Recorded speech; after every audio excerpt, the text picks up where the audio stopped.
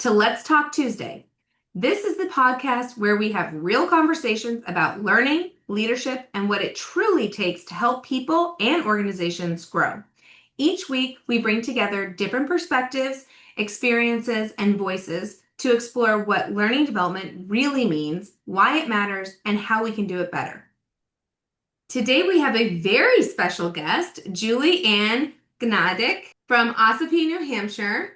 She has over 20 years of experience in marketing, project management, and process improvement. Welcome, Julie. Thank you, Amanda. Happy to be here. I'm really excited to join today and talk about project management and learning and development. I love it. Let's talk. Tell us a bit about your background and what your current focus is today.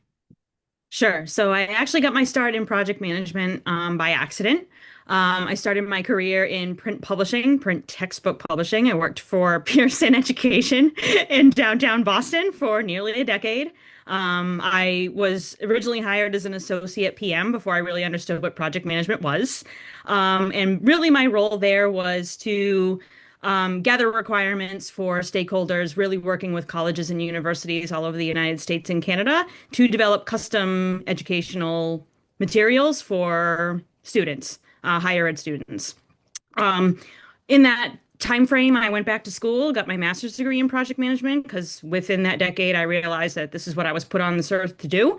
I From love when that there, happens. Your I job must know be it good for just you. worked out. But from there, I also earned an Agile certification, my official PMP credential, as well as a kind of supplemental certificate in traditional project management methodologies. And I love all of them for different reasons and different applications. And yeah, so from after I left Pearson in 2017, the company started to downsize, markets started to change. No, schools don't really use print textbooks anymore, so the writing was on the wall. So at that point, I had made a pivot in my career and started my own company, where I really served as an independent consultant for really small, medium, large-sized organizations all over the world, for-profit, nonprofits. I got into tech. I did a lot of marketing campaigns. I have a minor in marketing, so marketing has just always been an interest and has come easy to me. So, and then from there, I got into digital marketing when that became on the scene in 2012. And that kind of got me in, that paved the way into taking on more tech projects. So a lot of software development projects, mobile app development projects, and then now AI. In the last couple of years, I worked with a client to develop the first Gen AI model for neurosurgery, and that was a pretty cool project. And from there, I developed an appreciation for AI, and that's part of what I'm starting to focus on as a project manager today.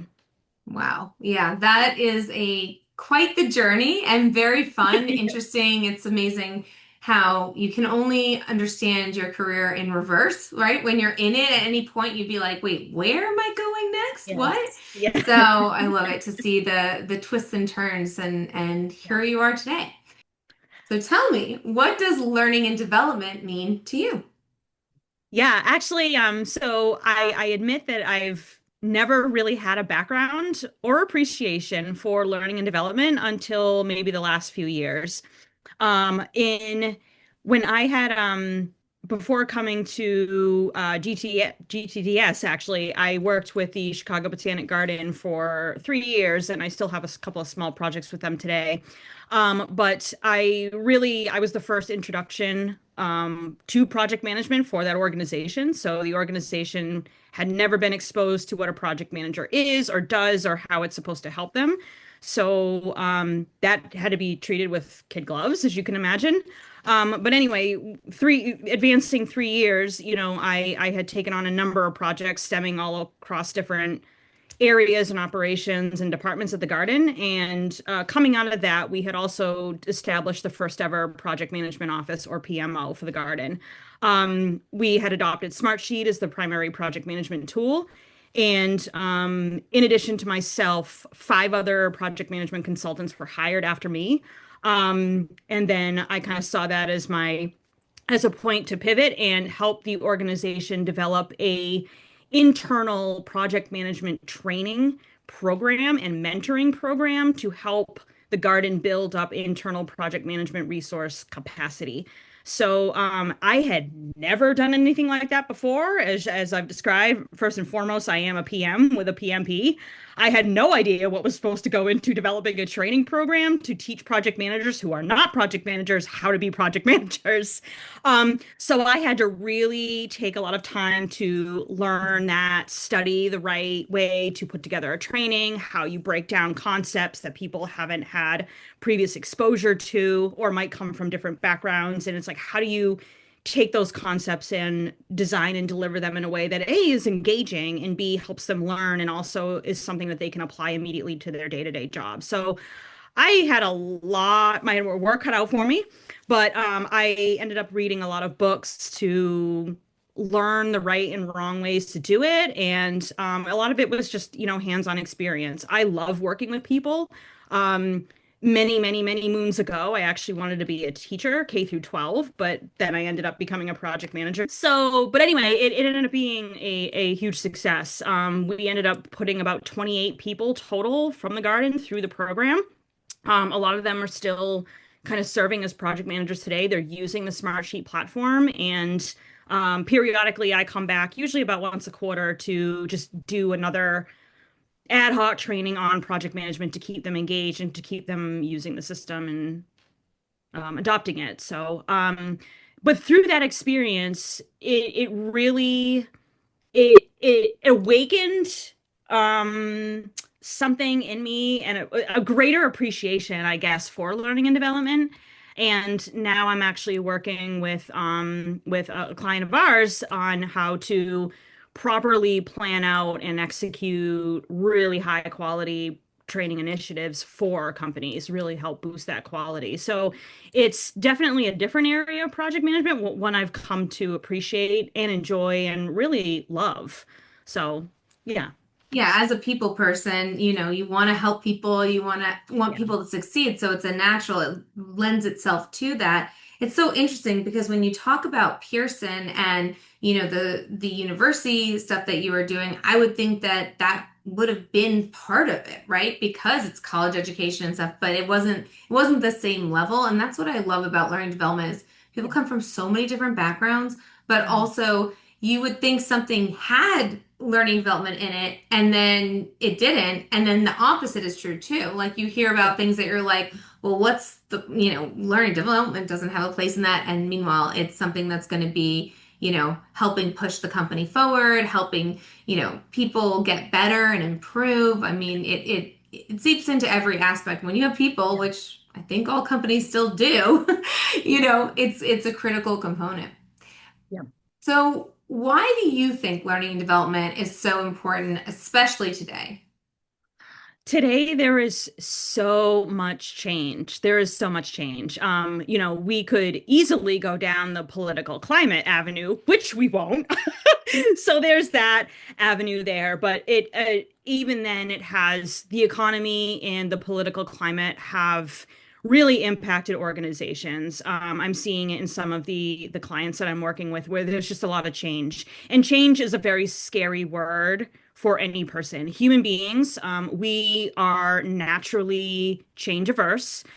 We don't like it. It is uncomfortable. It is uncertain, and there's a lot of risk. We just don't like it. Even if you are a glass half full person like I am, you say the word change, and immediately it's like, it's the brain's fight or flight response. And that is so important for organizations to understand and make sure that that is built in whatever training or quality improvement or process improvement or learning and development programs that they can execute. Because if you're not, if you don't have, if you're not thinking through that change management lens, it's going to be a rocky organizational climate. It's just the way that is. So factoring change management into learning and development programs, I think is an opportunity for organizations to help navigate change a little bit better and help people see it as more of an opportunity. Like, yeah, okay, there's this organization's going through a lot of change. We're adopting technology. We're adopting AI. That doesn't mean you're going to lose your job. That doesn't mean that a robot's going to do it for you. It just might mean that you now need to focus on more higher value activities and more meaningful work. And here's a program to help you do that, to get you from point A and point B. And hey, your robot's going to be your friend. Your robot's going to help you do the parts of your job that you might not be as excited about. So that's kind of how I see it today. Yeah, AI is definitely here to stay, and it's definitely a tool. It's an extension, Yeah. right? People get so Yes. afraid, but it's, Yeah. it's the fast car. Is there a good person behind the wheel of the fast car or a bad person behind the fast Yes. car, right? Either way, it's going to be totally different results, but at the end of the day, the fast car is the AI, is the tool, right? It's how you use it, how you incorporate it, how do you make yourself. It's an enhancer. It's not a replacement. And I think that's so important It is. that so many of the experts that we're talking about today with how we push forward, how do we make ourselves better, and how do we thrive in a sometimes chaotic world, right? And Yeah. as background in program management and project management, like Julie and I love this stuff, we geek out on it. It's so much how you organize the chaos and giving people that sense of control in an uncontrollable world, but Yeah, giving them the tools to be successful, right? for sure. Yeah. What do you wish companies knew or did differently when it comes to learning and development? Um, in my experience, and I'm not saying this is the case for, every organization across the board, I wish more companies saw the value in it. I've worked with organizations where they see it as, overhead, quote unquote, or unnecessary, right? But investing in people and investing in their success is still very relevant today, and it's still very important. I know, Amanda, you and I just talked a lot about technology and AI and how a lot of that's coming on the scene and is scaring a lot of people, but there is still a world and there will still be a world where the human in the loop approach is necessary and where it is relevant. Um, but with that, that doesn't mean we stop investing in people, right? Like we don't want to stop investing in their growth and their development and where they can really shine in organizations. I wish a lot more organizations believe that and followed that. So, Yeah, absolutely. It definitely is an investment. It's not just investment in your for people, it's an investment in your organization's future. Because if sure, you don't for have the sure. best people and if you're not building up your people, Mhm. then your organization is not going to be as successful as Right. it could be. Yeah, agreed. Agreed. So I know you like to focus on project management, obviously marketing, and definitely process improvement, which kind of comes with the territory.